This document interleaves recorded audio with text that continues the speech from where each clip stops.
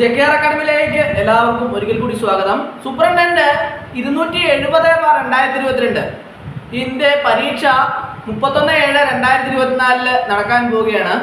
അതിനു വേണ്ടിയിട്ട് തയ്യാറെടുക്കുന്ന ഉദ്യോഗാർത്ഥികൾക്ക് വേണ്ടിയിട്ട് ഒരു സ്റ്റഡി പ്ലാൻ ആണ് ഇന്നത്തെ ക്ലാസ്സിൽ ഞാൻ നിങ്ങളിലേക്ക് എത്തിക്കാൻ പോകുന്നത്. ആദ്യം നമുക്ക് അതിൻ്റെ സിലബസ് നിങ്ങൾ വ്യക്തമായിട്ട് മനസ്സിലാക്കിയിരിക്കണം. അപ്പോൾ കമ്പ്യൂട്ടറിന് 40 മാർക്കും അതുപോലെ തന്നെ 10 മാർക്ക് ടൈപ്പ് റൈറ്റിങ്ങും അതുപോലെ തന്നെ 30 മാർക്ക് ബികോം ബേസ് ചെയ്തുള്ള ക്വസ്റ്റിനും 10 മാർക്ക് GKയും 10 മാർക്ക് ഇംഗ്ലീഷുമാണ് ഇതിൻ്റെ സിലബസ് വരുന്നത്. സിലബസ് മാർക്ക് ഡിസ്ട്രിബ്യൂഷൻ വരുന്നത്. അപ്പോൾ ഇതിൻ്റെ അകത്ത് കമ്പ്യൂട്ടറിൻ്റെ 40 മാർക്ക് വളരെ എളുപ്പത്തിൽ നമുക്ക് സ്കോർ ചെയ്യാൻ സാധിക്കും. കാരണം എന്താണെന്ന് ചോദിച്ചാൽ വളരെ എളുപ്പമുള്ള ഒരു സിലബസ് ആണ്. കാരണം വെച്ചാൽ വേഡ്, എക്സൽ, പവർ പോയിന്റ് 2007 ആണ്. ടൈപ്പ് റൈറ്റിങ്ങിൻ്റെ പഠിച്ചുകൊണ്ടിരിക്കുന്ന ഉദ്യോഗാർത്ഥികളെ സംബന്ധിച്ചിടത്തോളം അത് തന്നെയാണ് നിങ്ങൾ കൃത്യമായിട്ട് പഠിച്ചുകൊണ്ടിരുന്നത്. അതിൽ നിന്ന് മാറ്റം വരുത്തിയിട്ടില്ല. അതുപോലെ തന്നെ ടൈപ്പ് റൈറ്റിങ്ങിൻ്റെ സിലബസും മാറ്റങ്ങളൊന്നുമില്ല.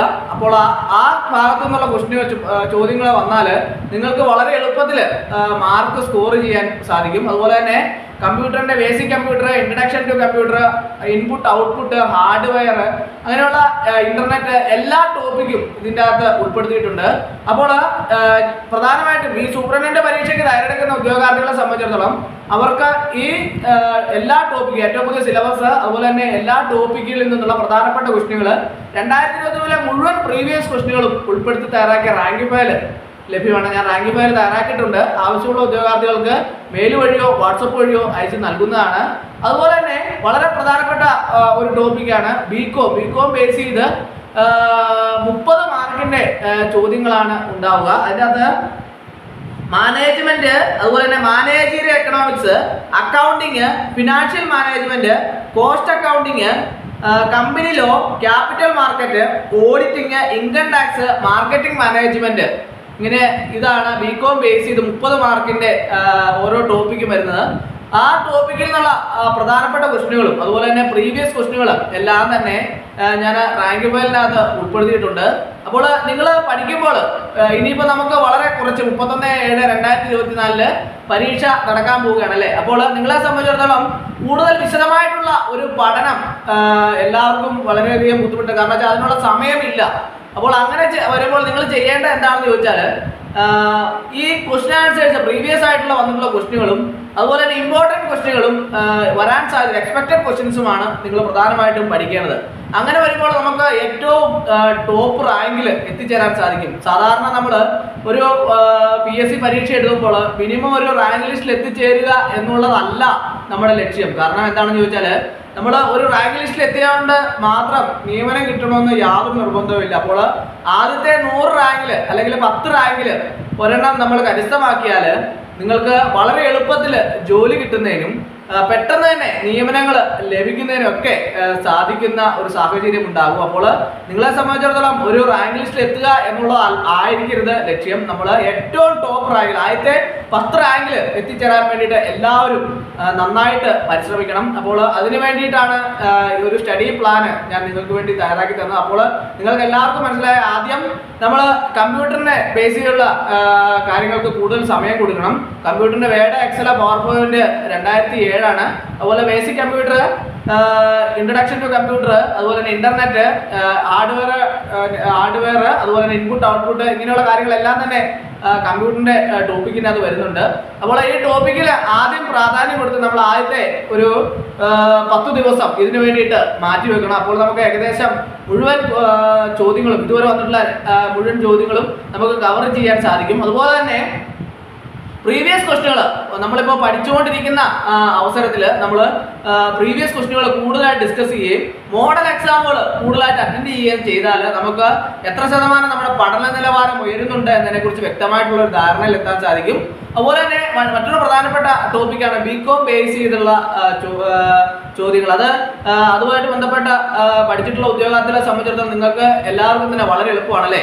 അത് നമ്മൾ കൂടുതലും പ്രീവിയസ് ക്വസ്റ്റ്യനുകൾ തന്നെ കൂടുതൽ ഡിസ്കസ് ചെയ്യും. കാരണം വെച്ചാൽ നമ്മൾ ഒരു പരിധി വരെ എൻ്റെ ഇതുവരെയുള്ള അധ്യാപക എക്സ്പീരിയൻസ് വെച്ച് ഞാൻ പറയുകയാണെന്നുണ്ടെങ്കിൽ നമ്മൾ കൂടുതലും പ്രീവിയസ് ക്വസ്റ്റ്യനുകളാണ് പരീക്ഷയ്ക്ക് പിന്നെയും ആവർത്തിച്ച് വരുന്നത്. പക്ഷേ ക്വസ്റ്റ്യനുകളിൽ ചില മാറ്റങ്ങളൊക്കെ ചെറിയ ചെറിയ മാറ്റങ്ങൾ വരുത്തി പിന്നീട് പഴയ ക്വസ്റ്റ്യൻ തന്നെയാണ് പിന്നെയും ആവർത്തിച്ച് വരുന്നത്.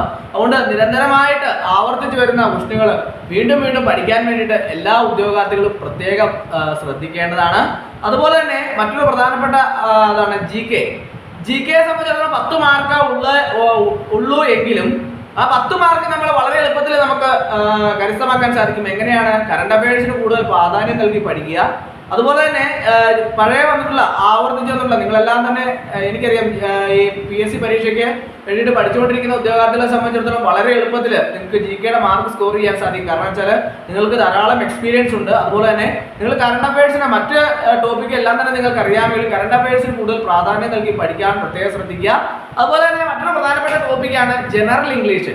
ജനറൽ ഇംഗ്ലീഷിനെ നമ്മൾ ഫേസ് ചെയ്യുന്ന അവസരത്തിൽ കൂടുതലും പ്രീവിയസ് ക്വസ്റ്റിന് വേണ്ടിയിട്ട് പ്രാധാന്യം കൊടുക്കുക. കാരണം എന്താണെന്ന് ചോദിച്ചാൽ നിങ്ങൾക്ക് മനസ്സിലാവും, പല ക്വസ്റ്റ്യൻ പേപ്പറുകളും നിങ്ങൾ ഡിസ്കസ് ചെയ്യുമ്പോൾ കണ്ടിട്ടുണ്ടാവും അല്ലെ, പല ആവർത്തിച്ച് വരുന്ന പല ക്വസ്റ്റ്യനുകളും നിങ്ങൾക്ക് കാണാൻ സാധിക്കും. When I reach the railway station the train had left.